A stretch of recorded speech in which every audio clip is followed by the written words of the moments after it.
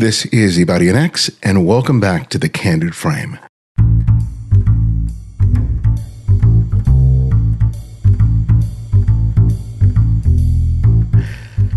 There's a joke that goes, if you want to make God laugh, tell him your plans. That's about the way I'm feeling right now.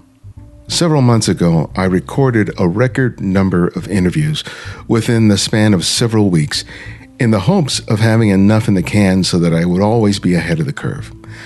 What I didn't anticipate would be that some of those files would be corrupted and the backups of no use.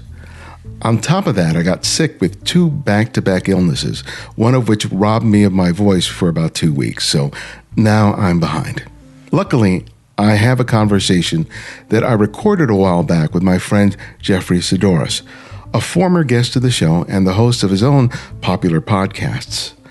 I had intended to release this as a bonus episode to those of you who support our Patreon effort, because I was thinking and still intend to change some of the benefits and have this kind of more personal content where I have intimate conversations with people that include more of me. So I'm working on resolving all the technical issues with the recording system and on re-recording some of those lost interviews. It's going to be a little crazy, but I hope to stay on our weekly schedule.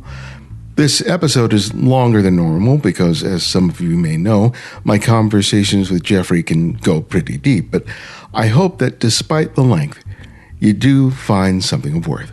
Thanks again, and welcome back. Yeah, I was listening to your most recent upload in terms of when you solicited people to talk about their creativity, and a lot of them was talking about fear. That was a big one, and I haven't even gotten through all the responses. In fact, I can't see them anymore because Instagram cuts it off after 24 hours. You can't see them. Okay. And I was on vacation, so I couldn't get to all of them, but there were dozens of really great responses. Some I got to, and like I said, some I didn't, but the bulk of them were around some kind of fear, whether that's fear of not being heard or feeling like a creative fraud or running out of creative juice or realizing that what they've been producing all this time just really isn't very good. It really isn't very compelling. It really isn't very engaging.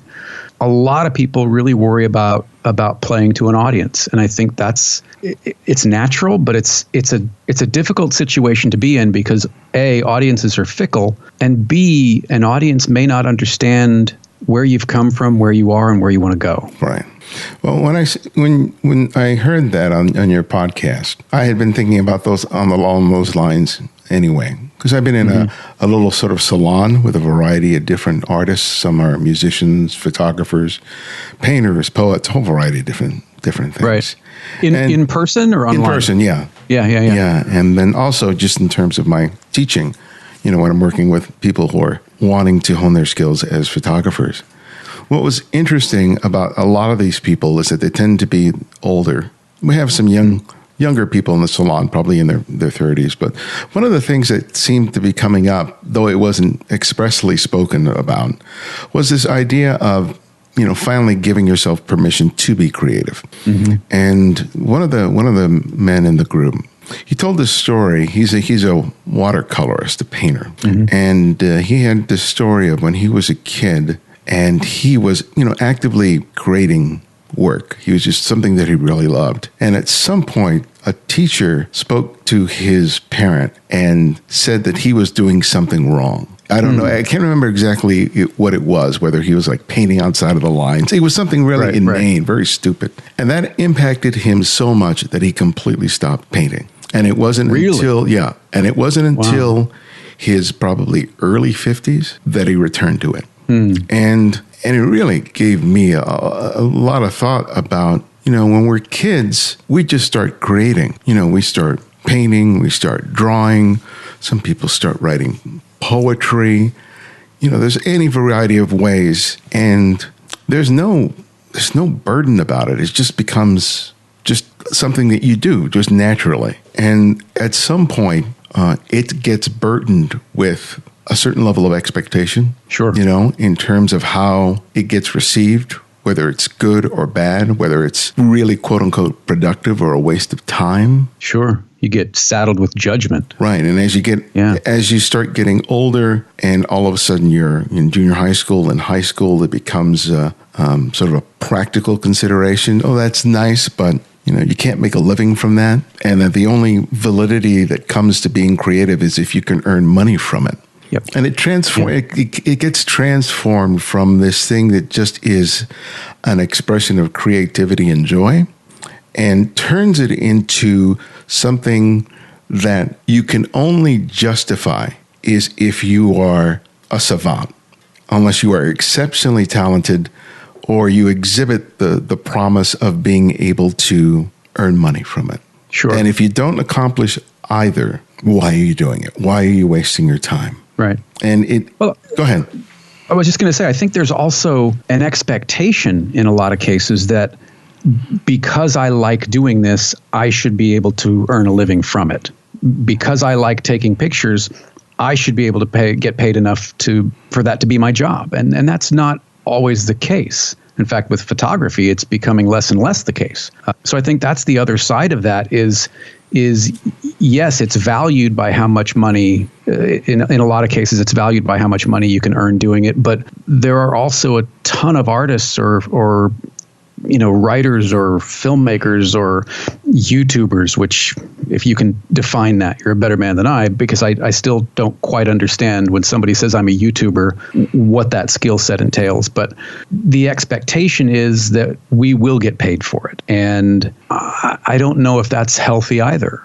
Yeah, I think that whole idea should just be thrown out the window. Mm-hmm. I think for most of the people that we speak to who listen to our shows or listen to the work that we write, I think that there's a very small percentage of people for whom that's the real aspiration, right? Mm-hmm. That they want to make a living as a creative. I think for the great majority of people, they just want to be able to be creative and have an outlet and have a means by which they can share the work and find a community of like-minded creative people where it's not burdened by all the baggage of, their work or the demands of family, that it becomes just a personal expression of joy and life and being able to express something about themselves and their experience in one way or another. Because I think that is the ultimate satisfaction that can come from work, whether or not you get paid a dime for it. Because if you're doing it with the expectation that somehow you're going to be financially compensated for it, you're in the wrong business. Yes. I think that's true, but it's also it's hard to fight against that. I mean, even in let's take just the arena of podcasting. For some, podcasting has exploded and become a very lucrative endeavor in addition to being a creative outlet. And that to a certain extent influences those people who are getting into podcasting because they see that as a potential outcome.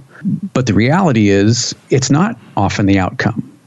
It's not often, not everyone's going to be Marin. Not everyone's going to be, Gimlet Media or This American Life or any of these giant shows that are out there.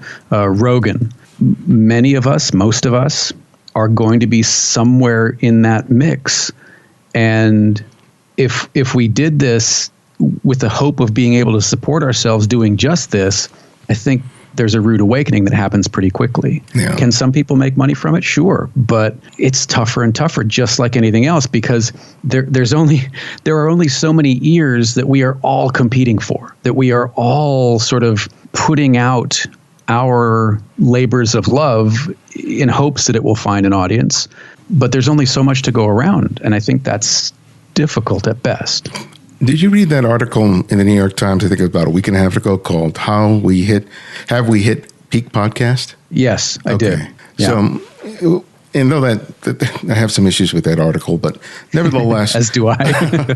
But nevertheless, what you just spoke to is reflected in a good part of that in that article and what you just said in terms of people getting into podcasting because they see it as a financial opportunity. They see people like Rogan and Marin and all those other people who are, becoming celebrities in their own right, and they're earning money and they're able to do it sort of full time and so on and so forth.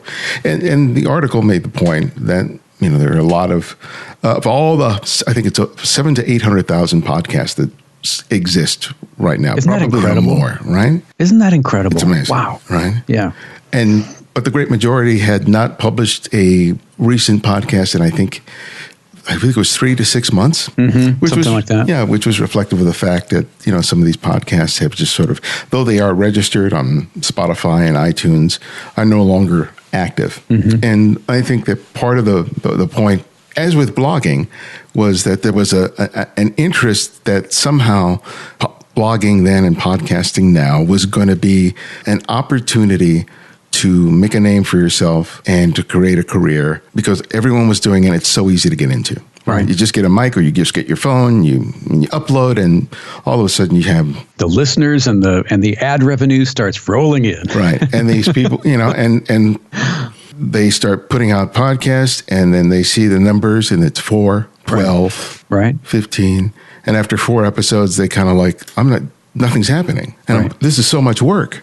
And then they just sort of give up, right? And I think that's kind of reflective of practically any sort of creative outlet, especially in photography, because God knows how many people have bought, $10,000 worth of equipment and 6 months later it's sitting in a closet. Right. Right? Because suddenly they realize, oh my God, this is so much work. And I think that the reason why you're choosing to do anything creative is as a question you have to ask yourself and be willing to be very honest about why. If it's about, fame, money, thinking about it's going to be from your escape from your mundane, ordinary life, any of those things, I think it's really hard to be able to sustain the momentum that you're going to need to move through that phase where you don't know what the hell you're doing. Right. To discover who you are as an artist and to develop the skill set where you can stop merely mimicking the people that you admire, but start to discover what your own voice is. And that takes work and it takes time. And in the case of podcasting, if you're reliant on an audience to be able to do that, it's going to take a while, and it's going to take work beyond simply you talking into a mic and uploading a show. Because God knows, for me, it took a long time. Right. I've been in this for 13 and a half years, going on 14. Right. And I remember those early days when those numbers were negligible.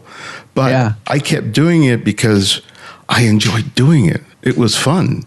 I enjoyed talking to these people, and the same thing applies to photography for me. Sure. I enjoyed doing it. And you've built almost a singular body of work in terms of the depth and breadth of photographers that you've spoken to over the past 13 years. I don't know that there is anybody out there who has gone as deep or as wide as you have. And you can still hear it in your voice, which I'm grateful for. We talked about it when you were in DC, that there is still so much joy in having those conversations. And I think that's a healthy way to look at it in terms of the money or if there's ad revenue or if there's sponsorship or whatever it is, that almost needs to be a byproduct. In fact, not almost. I think it does need to be a byproduct. Otherwise, you're playing to the sort of fickle whims of an audience rather than where you want to go as the driver of that show. Yeah, how about you? I mean, you've been doing podcasts. You're a painter. Yeah. Sort of. I think you play music as well. I have paint.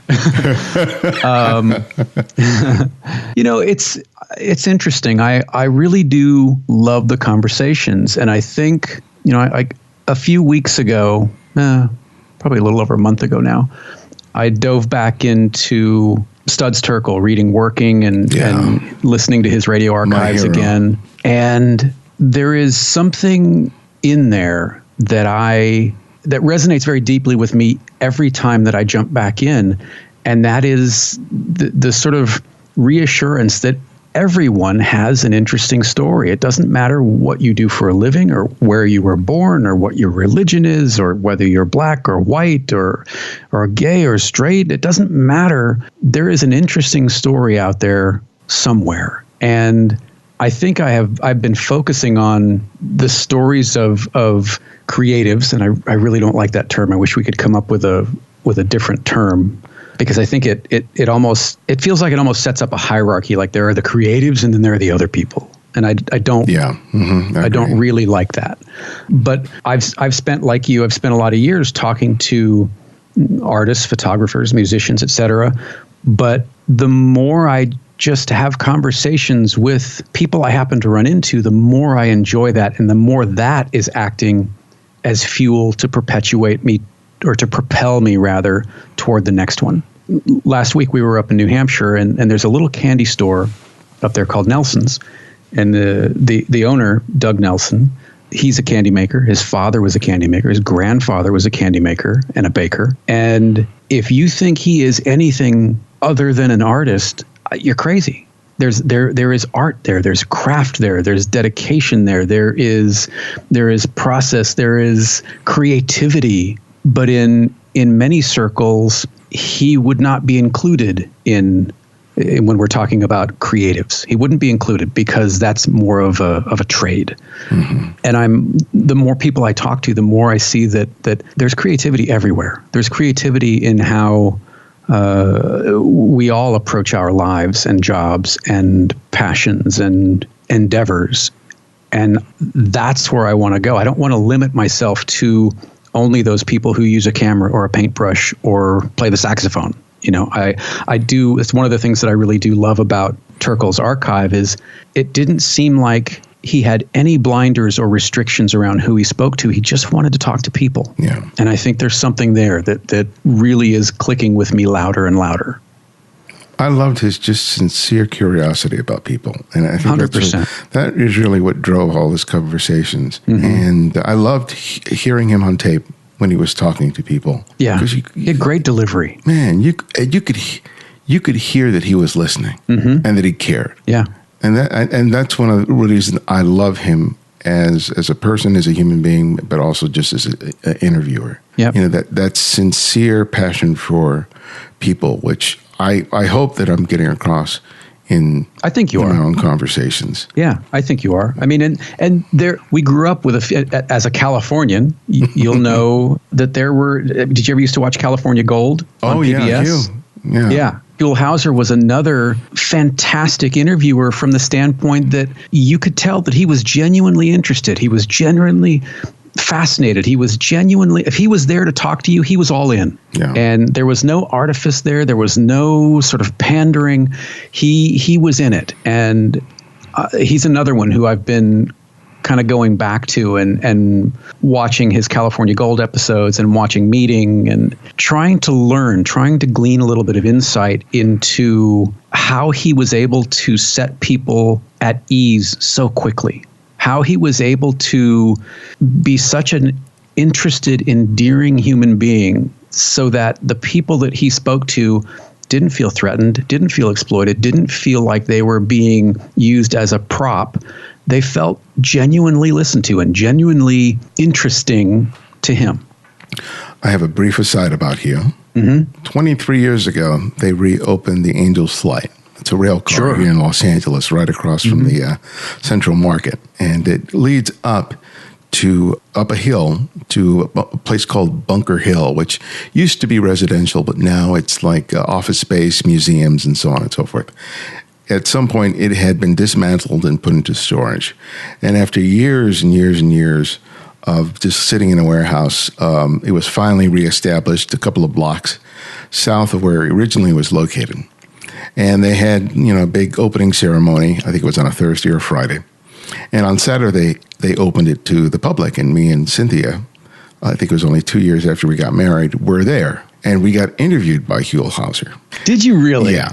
And no kidding. I never saw the episode. So people would say, hey, I saw you on KCET. I saw you on public radio. Right. And last week, my brother found the video on YouTube and sent it to me. Shut up. And you have to send it to me. And it was like, it had been 23 years. We'd only been married about 2 years. And I was just like, wow. Oh my God, look at us. Just no nothings. And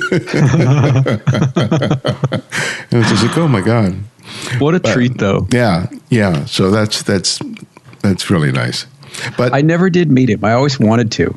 Yeah, he just seemed like such a great guy. Exactly what he was on camera, he was in real life. Yeah. And he's a good example because, for people who don't know, he created that show. He created that job for himself. Mm-hmm. They did not give it to him. He just said, hey, I want to do this. This is the show. And he started it, and he had complete ownership of the show. And I think Cynthia was asking, well, why didn't he go bigger? It's like, if he had gone bigger and gone into like a network or something like that, he would have had to have started giving up control. Sure. And had to start to accommodate, the demands of a bigger market and all that other stuff. But with the way it was, he was free to just explore what he wanted to explore. And he was just having a wonderful, wonderful time discovering all these wonderful places in California. It was just remarkable. Yeah. And always happy, seemingly. Yeah.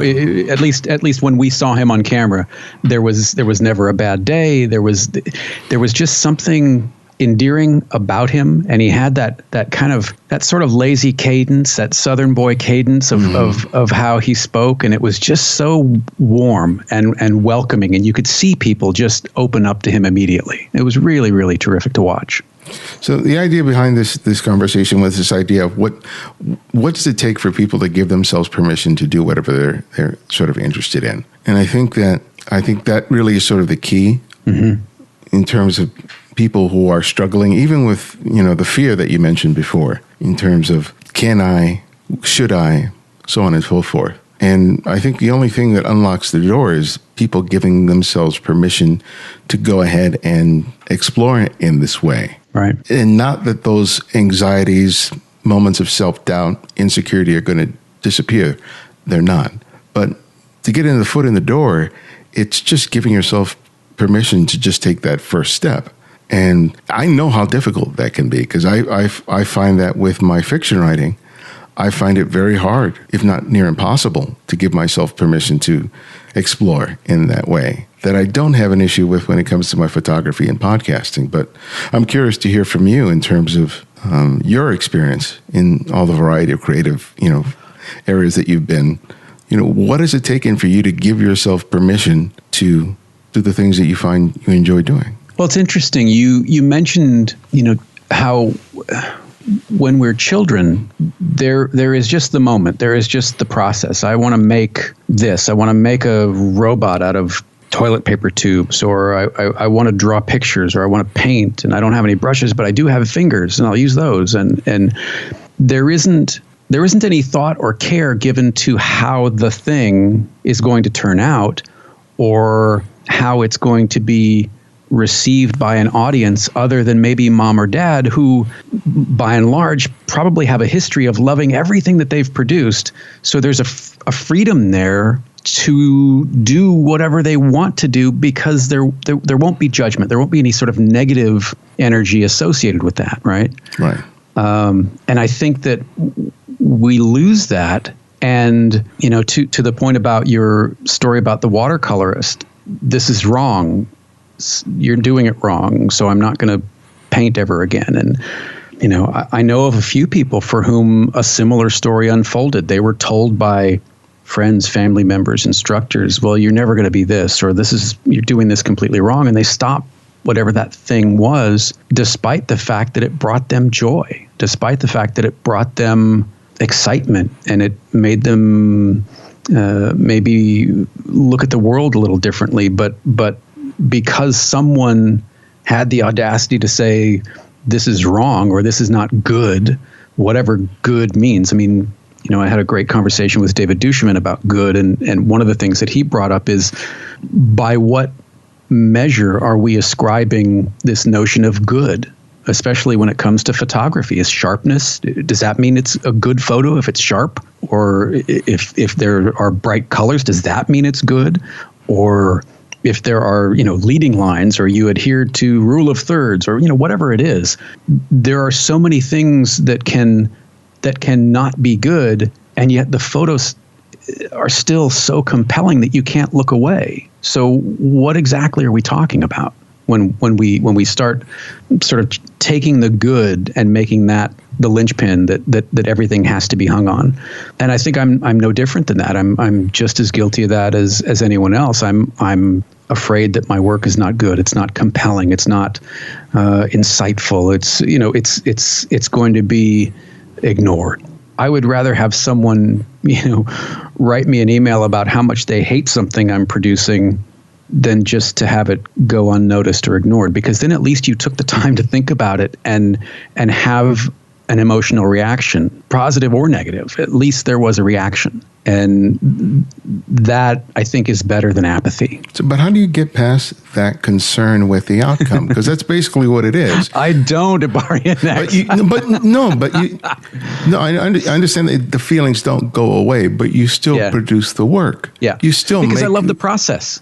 I am happiest. I am happiest bar none. I am happiest when my hands are in motion, whether I'm working with paint or writing something with a pen or pencil. You remember pens or pencils, don't you, kids? Oh. Paper, that thing. Does that have something to do with a tablet?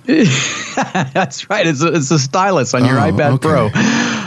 I love my hands in motion. Adrienne always jokes that if she comes home from work and I'm covered in paint, she knows I had a good day. And there's some truth to that, because it's me letting go of the fear of how is this going to be received, or it's not going to be good, whatever that means, and doing it anyway. Yeah. Doing it anyway. The day that I know I'm going to have an interview, I get so excited. I'm nervous. I do too. But man, it's just, oh God, I'm going to get a chance to talk with somebody today. Yeah. And I'm just like, especially when I get to do it here at the studio, Yeah. I'm just, okay, all right. I'm going to get a chance to talk with somebody. And it's just like, and I feel it's that same way when I get out to shoot, that whatever chorus of idiots that are in my head that are trying to, what a great rise, get my gander up about, all that BS that's in my head. Yeah. The anticipation, the excitement of what could happen gets me there. Sure. But when it comes to my writing, it seems like, oh my God, it just seems like they get louder and more abundant. And it's the voices, the chorus. Oh my God. Yeah. And I think, and for me, the process of writing requires a certain level of honesty and intimacy that I'm reluctant to surrender to. Why do you think that is? I think it's just because me coming up, I learned that me opening myself up to that extent exposed me to ridicule and rejection and humiliation. So to some degree, I can, especially with the podcasting, I have a certain level of control. Right. And with photography, even though it is my personal vision, there is still a certain distance. But when it comes to word on the page, when it is an honest expression of feelings, not necessarily that I'm doing nonfiction, even when I'm doing just fiction, where I'm really having to sort of tap into my own uniqueness to be able to express whatever on the page, it scares me. And so in the past... When did it change for you? It hasn't. Because it couldn't have always been like that, could it?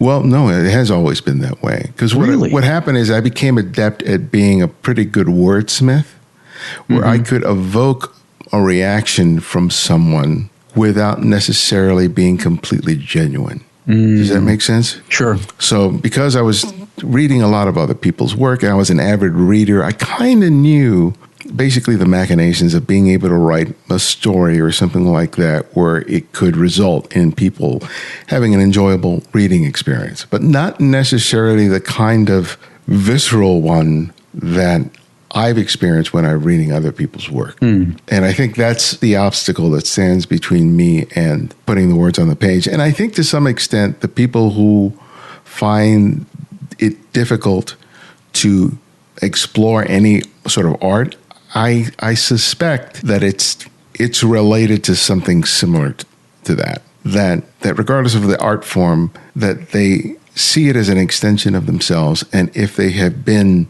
experienced some sort of emotional trauma as a result of expressing themselves mm-hmm. in the work, that the process of doing that in an art form becomes that much more difficult or impossible. Sure. But that's just speaking from my experience. That's the only sense I can make of it. What came first for you? I'm sure we've talked about this before, but what came first for you, the photography or the writing? The writing, I think. Yeah, I remember writing stories. I remember writing stories as a kid. Mm-hmm. And I don't know if they had it by the time you were in school, but they used to have these basically what looked like recycled paper. And the top half would be blank, and then below it there would be where you could write. There would be two mm-hmm. solid lines and like a dash between right, those. In the middle. Yeah, right. Yeah. So you could practice your ability to be able to write. So I would draw a picture, and then I would write a story underneath it. And one of the experiences that I had is that I had one of those that I gave to my dad. And I remember going to his job, and he was a pressman at a print shop. And it was up on his machine. And I was so proud of it. And I remember, I don't know how long afterwards, I came by and it had been taken down. And I just didn't have the means to ask what happened to it. But I internalized it, and I think the way I internalized it is, why isn't it good enough to keep hanging up? Wow. And how old were you? When was this? Oh, this was probably six years old. Really? 7 years old. And already being able to articulate that somehow I wasn't good enough. Right. Wow. Yeah. And I think there were other things happening in my life that sort of reinforced that idea. Mm-hmm. And did you ever see it again? Did it ever appear anywhere else? No, I kind of looked at it, but never asked my dad directly what it was. And it may have been simply that his boss told him he had to take it down, or I don't know what it was, And it certainly wasn't that it wasn't good enough, because my father put it up there in the first place. Sure. But as a kid, you're always trying to, when something happens to you that's painful and it's not a really clear explanation, your go-to is to assume that you did something, right? Because the world revolves around you. So if something bad happens, it's your fault. It's your responsibility. Yes. Welcome to, why did mom and dad get a divorce? Well, because obviously it was something that I did. Mm-hmm. I'm still here. Mom's still here. He's not. So it had to be one of us. So, and mom's great. So it must have been me. Yeah. Mm-hmm. Right? Isn't that strange? Man, the numbers we do to ourselves. Yeah, and then photography came pretty soon after. I was always wanting to pick up my dad's camera. And so, but Was it a reaction in some way, like a direct reaction to the stuff that was going on with your writing? No. It was just I just like the look of my dad's camera, especially when they got the Polaroid. Now I just grab it, and I would just eventually my dad saw I wasn't going to stop asking to use it. So Fine. And was there a proficiency that you were able to experience in your own work, the photography I'm talking about now, that you didn't feel with the writing? What made them different for you? I think that with the photography, I was able to elicit a reaction from someone else based on how I observed the world. Because I would remember I was at the boys' club, I would take pictures, I would go up in the lab, I would make prints, and then would come downstairs and I would show them to people, and they were like, wow. And I would get that reaction from people immediately. Wow. And it was like, wow. The way and it was that a polar opposite of what you got from the writing, it sounds like. Yeah, because other than being in a class like in maybe college where I was writing, where I would get favorable responses to it, I didn't really experience that as much in elementary, middle school, high school. I did a little poetry and I enjoyed it. And some of it got into like the yearbook on my senior year and stuff like that. But it wasn't work that I wasn't putting out work in which I got any sort of reinforcement in terms of feedback, but I did get it from photography. But I was always fascinated with stories and always aspired to be able to do that. But I think that my sort of lingering fears about rejection and not being good enough prevented me from doing it. And it just reinformed that negative feedback. Sure. So it just became a loop. So while photography was not as difficult for me to practice and to put out there, writing has and continues to be more of a challenge. Not so much when I'm writing nonfiction. When I'm writing articles and stuff like that, I just like it. Just other than looking at that blank page every time I start something. Once I'm able to begin, I can see it through to the end. But when it comes to the fiction, I can't sustain the momentum just because the anxiety and the fear and just doesn't allow me to see it through. Even though intellectually, I know that the first draft is going to be crap. Right. Even though I know that is part and parcel of the process, that it's only through the revisions that I'm ever going to be able to pull something of value from it. Right. But if I'm not able to push through it to even get through a first draft, it becomes more an anxious process for me than a joyful one.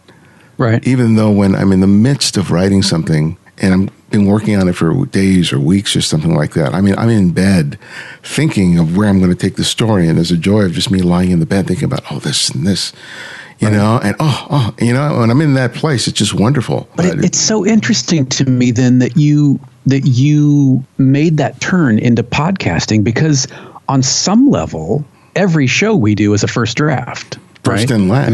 There are no revisions. There is no going. I suppose you could reach back out and go, hey, when we've done that too. When shows have we've either lost the recording or it just didn't go.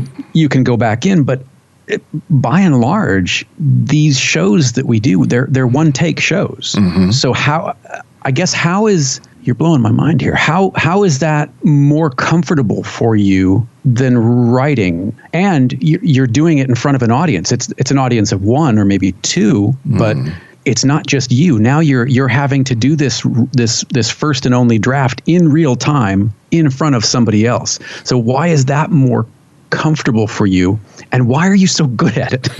That's the other part of it. Well, that's part of my answer. And not to be egotistical, is I'm good at it. Yeah. And I know that I'm good at it. Yeah. And so I have a degree of confidence that I feel like even a less than stellar show will still be good enough. Yeah. So a 7 or an 8 from you is still probably a 9 or 10 from somebody else in that respect. Not to compare or judge, but you know what I mean. No, I would say a 7 or 8 from me would compare to that's the right analogy. Yeah, because I listen to other. You can have an 11 or a 12 from somebody else if you really want to. I was trying to be generous. I'm numerically dyslexic, so it takes me a minute when numbers are involved. Right. But no, I listen to a lot of not only podcasts but a lot of interviewers, and I know the one thing that I have on the great majority of people out there who interview is that one, I listen and I care. Sure. Right. Those two are things that I know I have in spades. And because the great majority of people don't have that, I know that I'm assured that I will have a pretty decent conversation with whoever I sit down and talk with. And because I'm choosing them, and because I'm choosing them because there's some aspect about their work or their career that I'm sincerely curious about, I feel like I've front-loaded it to the degree that, barring some sort of technical snafu, I'm going to have a decent hour of conversation. And I think when it comes to the writing, the fact that I don't have complete confidence in my skill set contributes to my inability to put it into practice. Mm-hmm.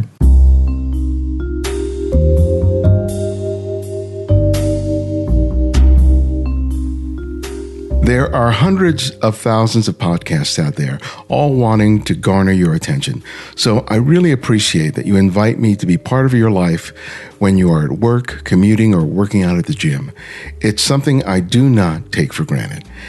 And when you choose to support the show with your contributions, you provide me and the team the means to have the time to research and schedule interviews, pay for the half dozen software titles and services we use to bring you hundreds of hours of free content. So when you contribute $5 or more a month, you are helping us to have the time and the resources to do what we do and share it with people like you all over the world. If you haven't already, please visit patreon.com/thecandidframe and become a Patreon supporter.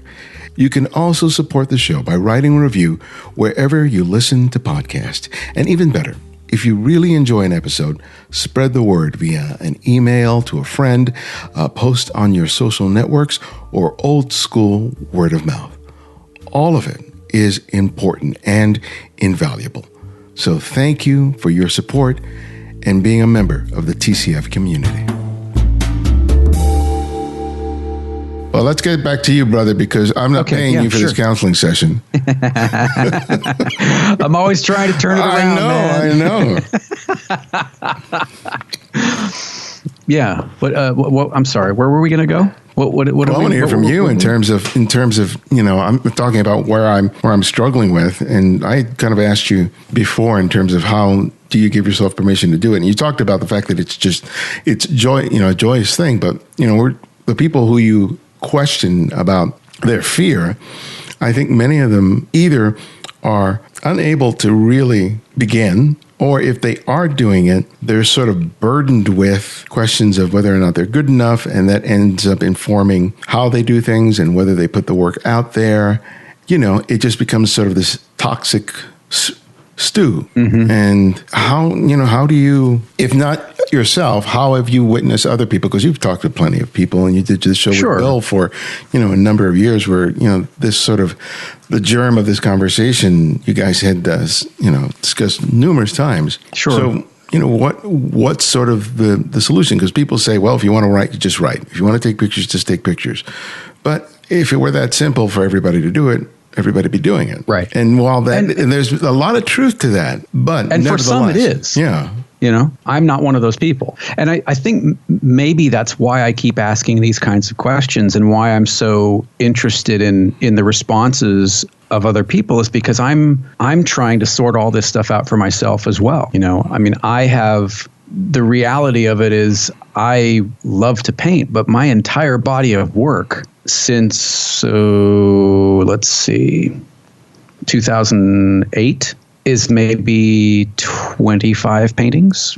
So I'm not prolific. It takes a long time for me to be happy with something. Now, in terms of unfinished paintings or paintings that I've painted over to get to something else, well, then I'm probably in the hundreds.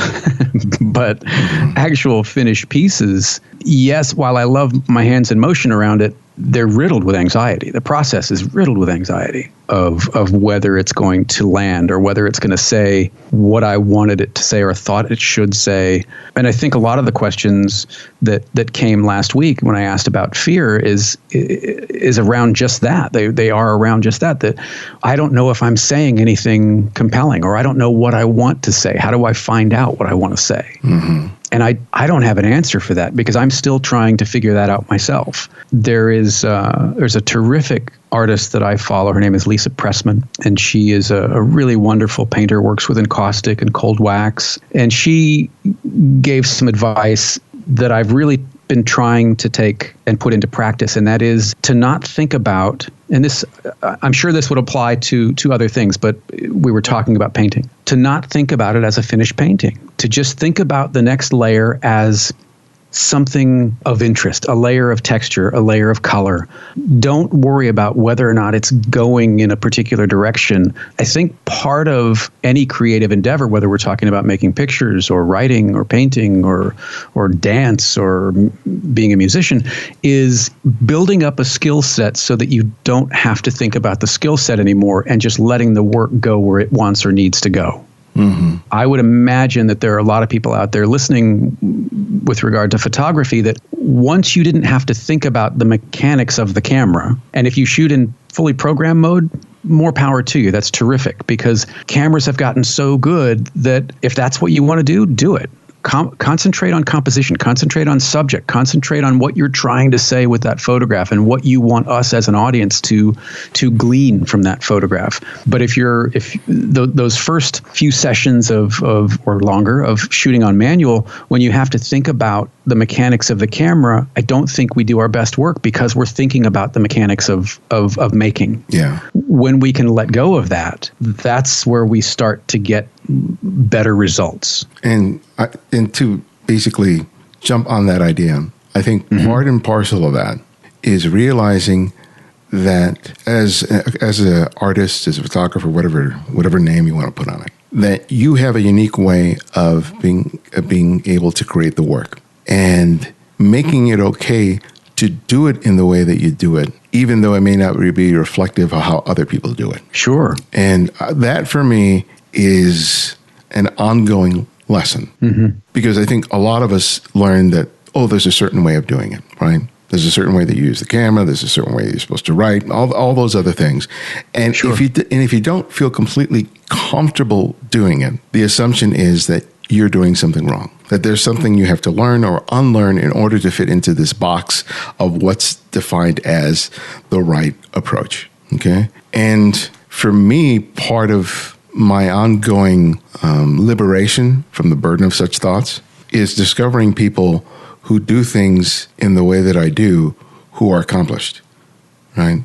Like for the podcast, I don't work from any notes. I don't have anything written down. I just do all my research, and then I just have a conversation. I just do as much as I can. And there's several people who do that same thing. I cannot work from written notes. I just read, look as much as I can, and then jump into the conversation.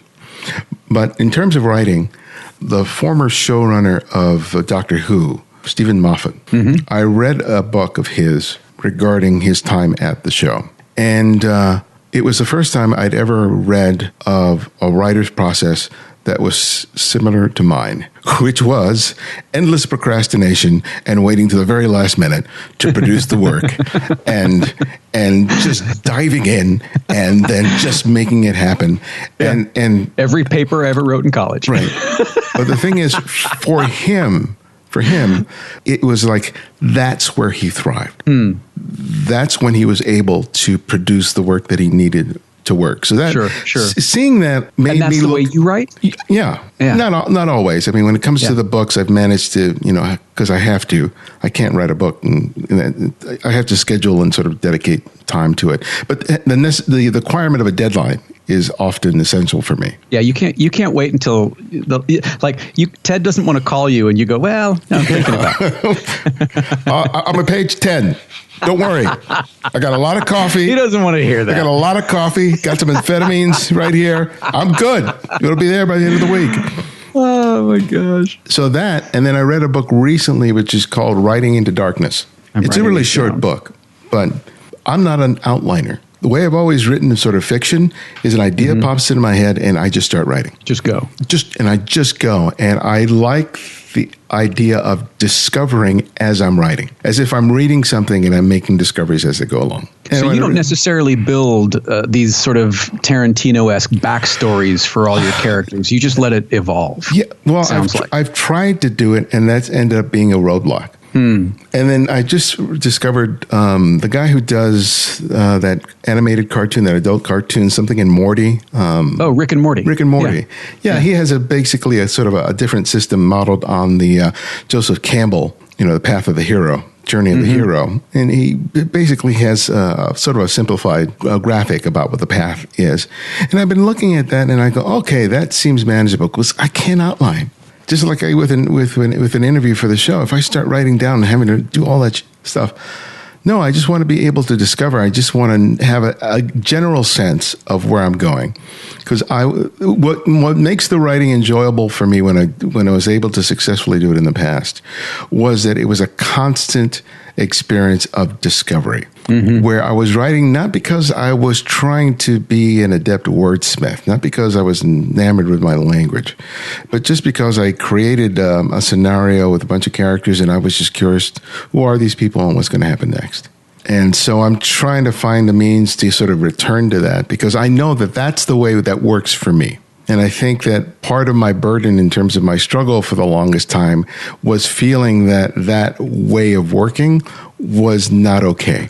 And that I based on whose standards? Right, exactly. I would look at what other writers would do, because God knows I've read so many things about other writers and their process and stuff like that. It was nothing reflective of me. And I want to think, well, if these people are successful and then doing that way, then that's the way I should be doing it. And if I'm not doing, there's something wrong with me. And then it would just reinforce that insecurity that I'm not good enough. Has the fiction gotten any easier after 13 years of podcasting, and how many books have you done now? 5? Six. Yeah. Has the fiction process gotten any easier on the back of the reaction and reception to those other projects? No, Is there still fear? Because I haven't been able to return to it. Yeah. I was trying to commit to writing 500 words a day, and it wasn't tied to any novel or short story. It was just write 500 words, and it was an exercise I was able to keep up for a couple of months, but I've sort of lapsed behind it because, again, it gets burdened by that. But, I think I just need to latch on to sort of an idea and go, oh, I'm curious about that enough that I will sit down on the computer and just pound it out. And I've yet to come up with what that idea is. So that's what I'm looking for. That germ that inspires me enough to be curious enough about it to sit down and just put it on the page. And I think if I find that and find something that gives me the joy of discovery in that sense, I think I'd be able to get back into it. But I think I need to take some time away from all this stuff that's on my mind and my life right now, and to sort of just quiet the noise in my head for a little while so that I can see if I can figure out what that might be. I'm curious, how long has it been? Man, you're good at turning it back on me. Shit. Well, no, I'll get back to me. I'm just going to, how long has it been since since you've received that same type of negative feedback around your writing that sort of tore you out of it in the beginning? Oh, man. No, I have not experienced that at all. When I was regularly writing, which, I was part of a writing salon, and I was providing feedback to other people, all I got was positive response. Okay. All right. To that. This is why I asked this question. Yeah. Because we hold on to those negative moments, those bits of negative feedback. Mm-hmm. For every one of those, it may take 100 pieces of positive feedback to offset it. Why? Why is the negative easier to believe? Why is it easier for us to discount our good, our talent, our ability, our empathy, our compassion, anything that makes us see ourselves as good? Why is that harder to believe than somebody says, "Well, that's crap"? Because I've lived with that narrative for more years than I've lived with a positive. Right. That's it. Right. That I accepted it and made it part of the way that I see myself and the way that I navigate the world. So now that I know that it's BS, now I have to basically build new muscle memory, which only comes from producing the work, to be able to excise that, or if not completely excise it, to diminish its ability to influence me. Well, and that's the irony, isn't it? That it all comes back to producing the work. Mm-hmm. Yeah, there's no getting around that. No. My dissatisfaction with the things that I produce comes largely on the back that there are only a few of them out in the world. If I had painted 1,000 paintings, I'd probably be a lot better than I am now. Yeah. But each one is such a chore. Each sort of dip back into that pool is fraught with anxiety because I don't know where it's going to come out. I don't know what's going to be on the other side, and I don't want to put hours, days, weeks, months into something and then look at it as an abject failure once I finally determine that it's finished. Yeah. I really like your work. I mean, I've seen some of the paintings that you posted on Instagram and elsewhere. And one of the things that really kind of fascinates me about it is that it's just not, the visual aesthetics that make your work interesting. It's the fact that it's so personal, And I think, all good work is about that. But I think that's one of the things that I admire when I look at your paintings is that it doesn't seem like you're very shy about expressing your attitudes and your feelings in the work, which is something that I admire of any artist that's able to do, because it's one of the things that's very difficult for me to do. And, we're talking about this sort of earlier, sort of emotional trauma that often prevents us, or at least me, from being able to do that. So, because you weren't always painting. You stopped for a while. I stopped for a long time. Yeah. And you ended up returning to it. So I'm just sort of curious as to what took you away from it and what did it take for you to get back to it? Well, it was, I came to the conclusion that I wasn't any good, that I wasn't going to hang in museums and galleries. So if that was the case, then why pursue it? And that was a large part of that was on the back of my dad, who was relentless in his criticism of me pursuing anything creative was very harsh and very sort of dismissive of anything creative, that artists are a dime a dozen. What are you ever going to do with that? And I bought into it. And I stopped. And years later, I realized that he was wrong. And the irony of it all was that he turned out to be a metal artist. He turned out to take his love of the mechanical side of objects and transform that into, well, he never saw it as art. He just, because everything had to have a function. He would never make something just for the sake of itself. It had to serve some purpose. And it was reflected in how he sold and priced things. He wouldn't, there was no aesthetic value to his work. He priced everything according to how much material it used and how many hours he put into making it. There was no room for art, as it were. But it's something that he enjoyed doing, right? He loved it. Yeah, so he loved it. Do you think that it was his way of being able to justify it maybe to his own parents and eventually to himself, which allowed him to be able to do it by simply denying the fact that it was art? I don't know. I mean, I think he could have done anything he wanted because he was the youngest of three boys and was doted on, certainly by my grandmother, his whole life.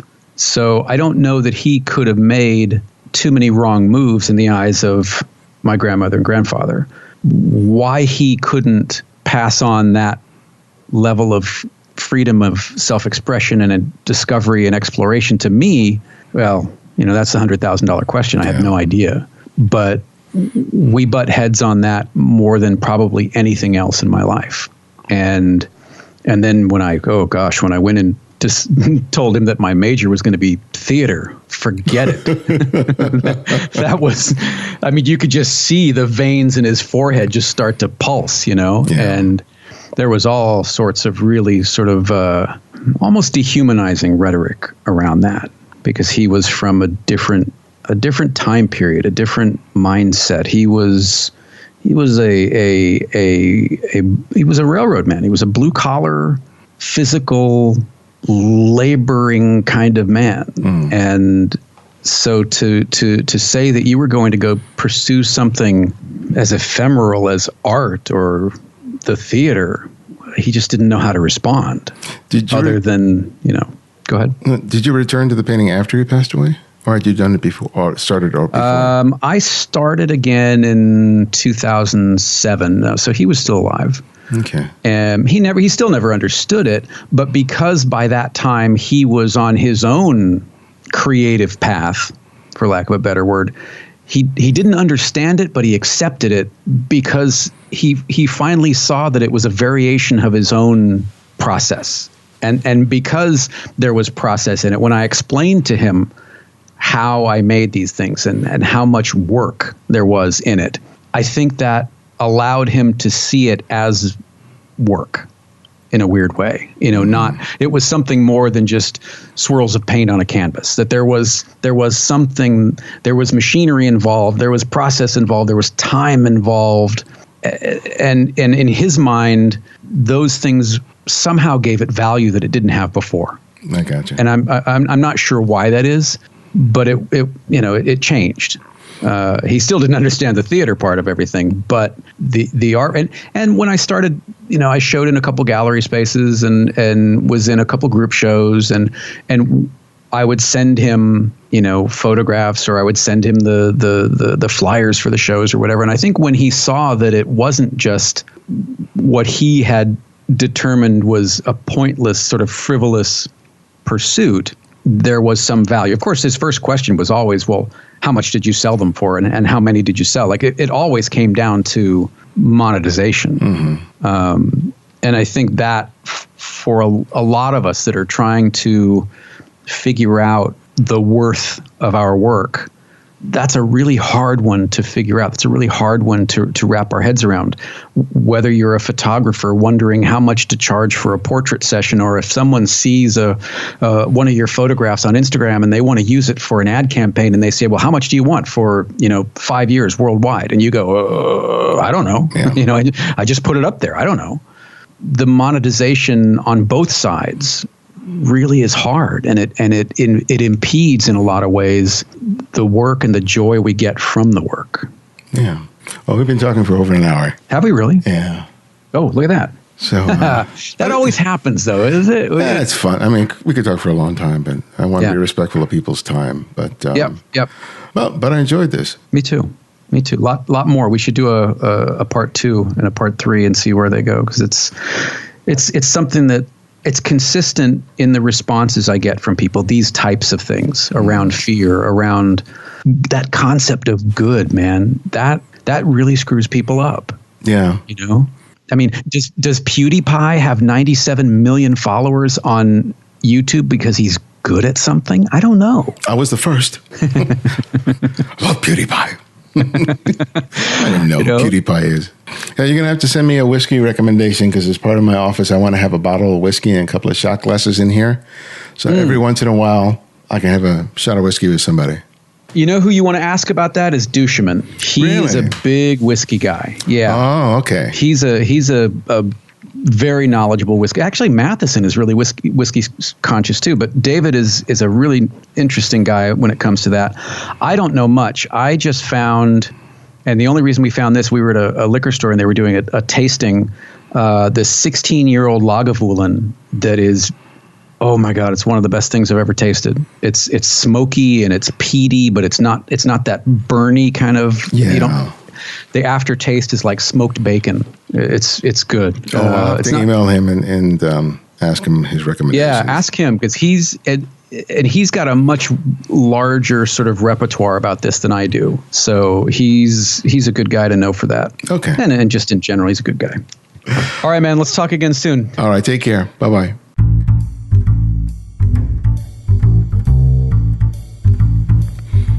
Thanks to Jeffrey for sitting down with me yet again. Jeffrey has several podcasts, but the best way to listen to all his great content is to subscribe to Jeffery Saddoris Everything, which contains downloads for his shows that include Process Driven, Iterations, and In Between. Find out more about him and all his content by visiting jeffreysaddoris.com. I also have 2 upcoming workshops, the first in Los Angeles in November at the Los Angeles Center of Photography, and in Tokyo, Japan in December.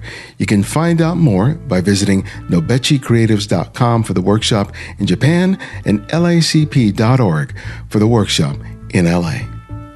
And make sure to check out our YouTube channel, where I offer comments on photography submitted by TCF listeners who contribute to the Candid Frame Flickr pool.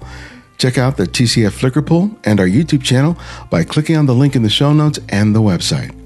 My latest book, Making Photographs, Developing a Personal Visual Workflow, is now available. If you're interested in purchasing it, you can do so today and receive 40% off the list price when you order it from the Rocky Nook website. Use the promo code Pirello40 at checkout to take advantage of the discount. And receive 3 free copies of my previously published ebooks by signing up for the Candid Frame mailing list, where I share thoughts about life, photography, and keep you updated on TCF events. And remember, you can support the show by contributing to our Patreon effort or donating through PayPal.